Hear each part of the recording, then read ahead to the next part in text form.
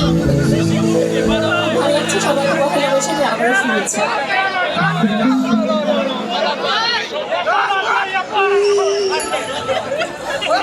মেদিনীপুরের নাচির